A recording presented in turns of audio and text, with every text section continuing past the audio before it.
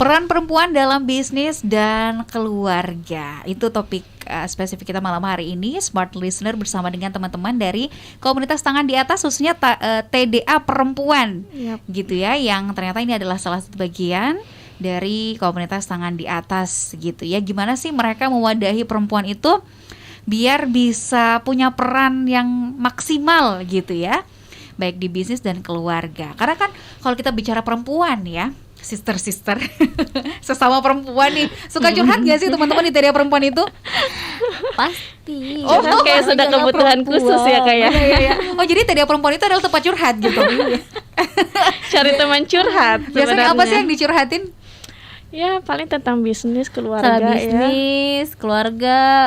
Ya kalau kayak saya yang jomblo ya gebetan lah. Masalah jodoh, jodoh, pilih-pilih jodoh. Iya. Pernah nggak sih dijodoh-jodohin gitu di TDA? Gitu. Kalau di TDA yang belum menikah itu pasti dijodoh-jodohin ya kak ya. Kayaknya nikah itu sudah hal yang wajib di TDA. Karena kalau nggak nikah tuh pasti dibully. Oh iya. Gitu. Jadi kalau nggak mau dibully nikah. Oh iya. Jadi beruan. Masuk TDA wajib nikah gitu ya. Oke, baik. Dicatat ya Smart Listener, salah satu persyaratan. Oke, kita kembali ke pembahasan perempuan gitu ya kan. Perempuan ini ya selain tadi suka curhat, ya butuh teman untuk berbagi gitu ya. Perempuan tuh adalah orang yang punya banyak peran ya nggak sih? Multiperan ya. Udah jadi anak istri punya bisnis pula sebagai business owner ya kan, kayak Miss Lani, kayak Sister Susi gitu punya bisnis. Jadi ibu, ngurus anak juga banyak. Iya gitu banyak banget. Nah kadang-kadang kan itu dia, kadang-kadang kan gini. Ketika kita memulai bisnis nih, kita sebelum menikah kita punya bisnis. Setelah menikah, bisnisnya udah nggak kurus lagi karena fokusnya udah beda, gitu. Nah, teman-teman di TDA perempuan sendiri atau kalian lah berdua pernah nggak sih merasakan pengalaman yang seperti itu, dan gimana sebenarnya TDA perempuan mewadahi teman-teman untuk bisa punya peran maksimal di kedua hal ini? Oke, kalau di TDA perempuan sendiri itu kita punya 4 pilar kak ya. Oh, apa itu? Kita itu ada keluarga, ada bisnis, ada virtual, dan ada self improvement.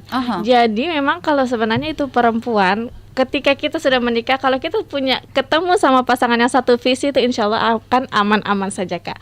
Mulai bisnis dari yang sebelum menikah sampai setelah menikah, intinya kalau kita sevisi itu akan aman-aman aja. Makanya itu TDA perempuan itu selalu ingin mewadahi ya kayak gini-gini. Misalnya mereka punya masalah tentang keluarganya atau suaminya, anaknya, kita kayak punya mentor. Nah itu nanti kita akan curhat, tapi walaupun misalnya kita nggak curhat semuanya, setidaknya ada jalan keluarnya kayak gitu kan. Setidaknya ada teman curhat, dan kita itu sangat banget tuh jaga-jaga tentang perceraian ya kak. Makanya itu kalau misalnya ada sesuatu hal yang terjadi pada keluarga, kita langsung buru-buru pokoknya bantuin dan nolongin kayak gitu. Begitu juga dengan bisnis. Nah, kalau kita udah jatuh ke lubang yang pertama, ya jangan sampai jatuh lagi ke lubang yang kedua kayak gitu. Dan itu juga dilakukan oleh teman-teman sesama perempuan. Iya benar. Makanya gitu itu ada sisi curhat-curhatnya ya kak ya. Apalagi kalau sudah pulang arisan, nah nggak langsung pulang kak, curhat-curhat dulu kita. Sambil bungkus kue. Iya. Oke. Ya mama ya. Columbus. Oke. Nah, itu kalau dari Susi. Kalau dari Miss Lani sendiri yang sekarang juga menjalankan bisnis gitu ya, sebagai seorang perempuan, apa yang didapatkan gitu, atau mungkin ada satu kegiatan di TDA perempuan tuh yang mewadahi banget nih kebutuhan saya sebagai perempuan. Gitu. Sebenarnya kalau melihat saya kan saya belum berkeluarga, jadi kalau melihat teman-teman. Tapi kalau di TDA perempuan itu harus berkeluarga juga kan? Enggak juga kan ya. Oke. Jadi saya melihat TDA perempuan itu, teman-teman saya itu adalah sebagai motivasi untuk saya. Melihat mereka sudah jadi ibu, jadi istri, jadi pengusaha, terus belum lagi nongki-nongkinya tetap jalan. Saya pikir ini ibu-ibu bisa gini ya? Iya. Bisa gini ya? Masa jika itu di rumahnya? Masa itu di rumahnya ini kan? Ada urus anaknya ini kan? Ternyata malah sambil nongki-nongki mereka tetap bawa anak, malah mereka diantar sama suaminya. Kayak gitu. Belajarnya sambil ngurus anak diantar suami pula. Masya Allah. Jadi aku pikir nih kalau saya nikah nih ya gimana, apa bisa kayak gitu ya? Kan jadi mereka jadi motivasi sendiri untuk saya. Terus Yang paling bagus lagi dari TDA perempuan, kalau misalnya berkegiatan kayak gitu, mereka kompak banget. Mereka tuh suka pilih dress code. Oh iya, benar-benar. Itu yang paling ditunggu-tunggu kalau ada pertemuan. Aku tuh pusing tiap ketemu tuh. Warna pink, besok hijau, besok coklat. Aku pusing kayak gitu. Jadi kompak banget. Otomatis harus punya stok baju warna-warni ya. Benar.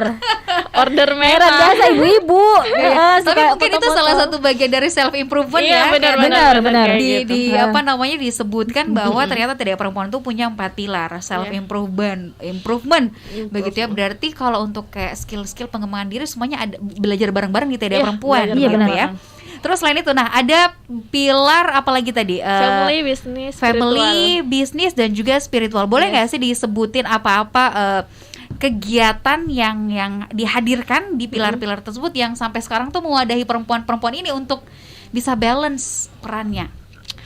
Kalau yang kayak gini kan the power ya Kak, kalau perempuan the power. Makanya itu kita pengen banget ngadirin acara yang memang menampungi ini potensi-potensi perempuan. Sebenarnya tuh perempuan tuh punya potensi, cuman terkadang mereka sembunyikan karena mereka insecure, minder dan lain-lain. Nah, makanya kayak gitu tuh kita pengen banget hadirkan acara. Nah, setelah ini dekat-dekat ini ada acara nih Kak buat buat teman TDA perempuan.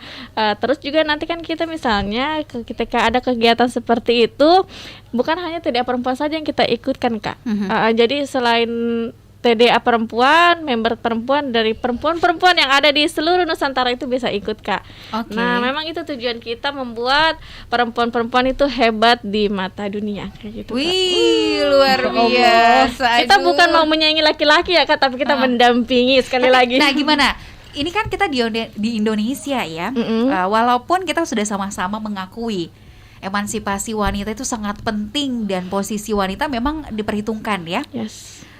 Tapi kita tidak bisa menafikan kalau ternyata sekarang tuh budaya patriarki, pemahaman patriarki itu masih sangat kuat gitu ya.